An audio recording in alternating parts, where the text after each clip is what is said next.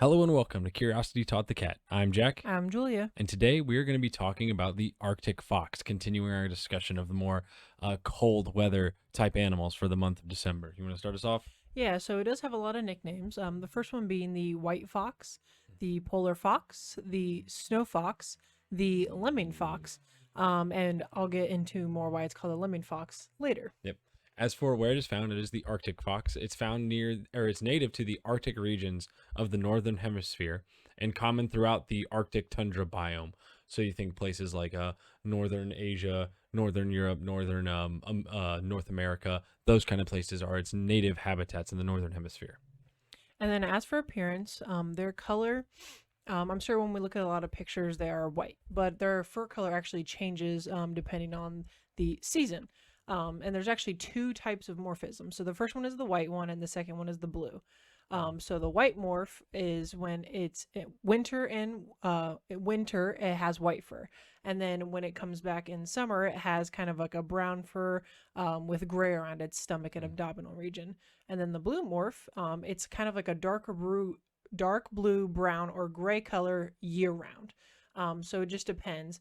And then, although the blue allele for the Arctic fox is dominant over the white one, 99% of the Arctic fox population is actually part of this white morph. Yep.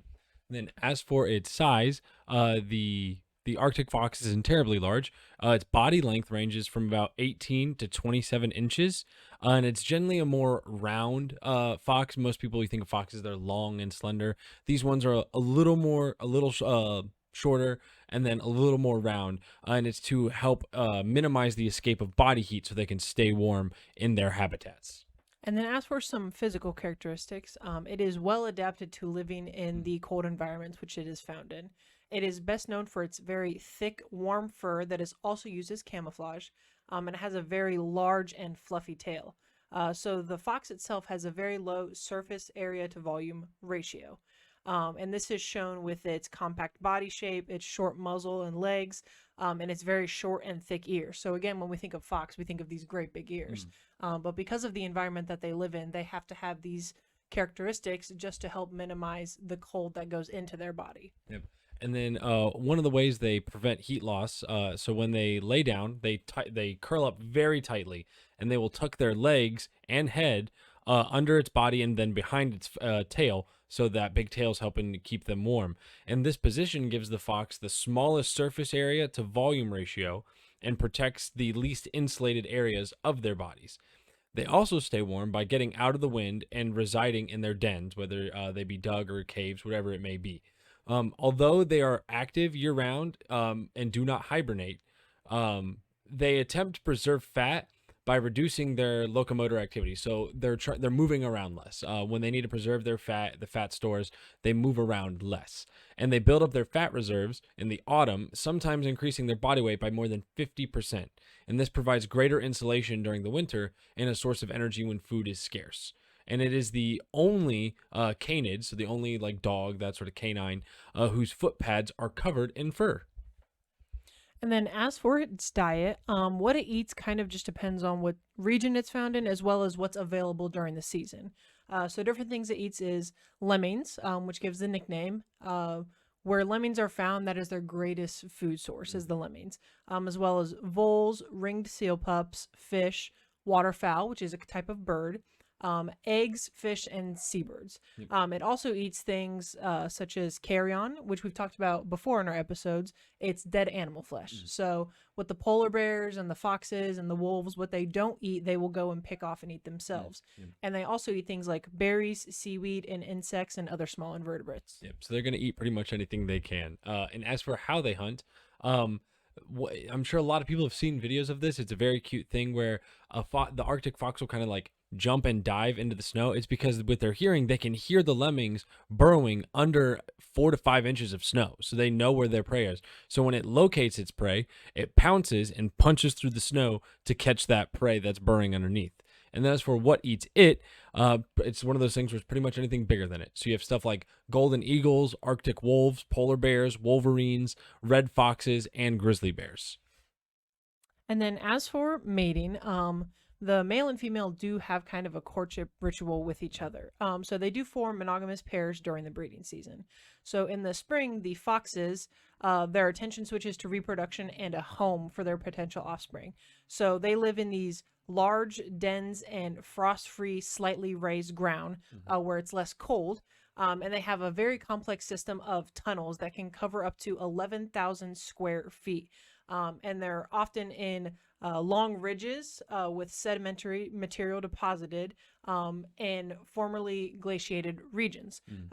So they pick these areas high in altitude, out of the snow and the frost. That way they have these warmer places to actually lay down and have their pups.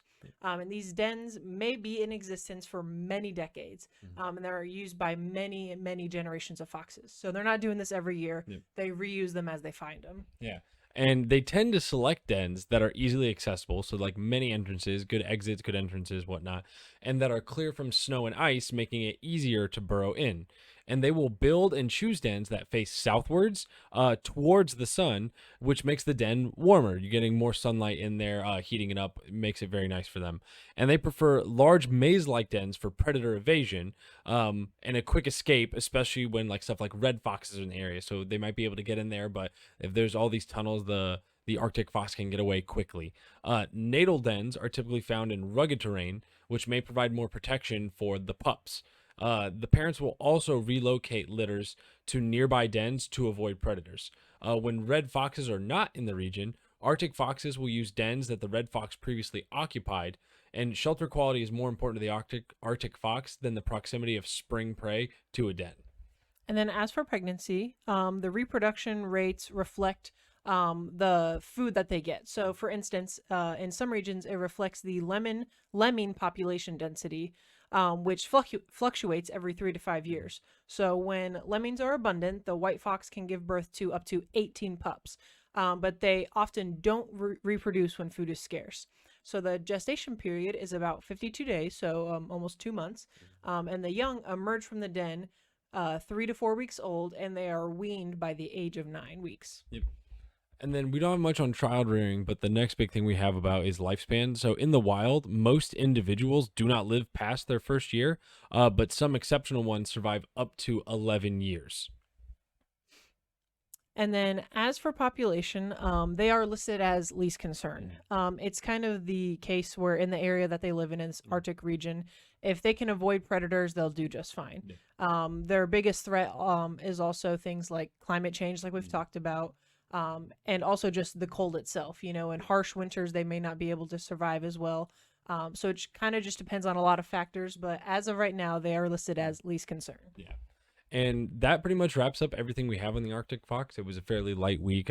Not as much of information, but we got a lot packed in there very quickly. But again, that wraps everything up. We're going to be continuing with the colder animals for the month of December. So make sure you tune in next week where we're going to be talking about the harp seal.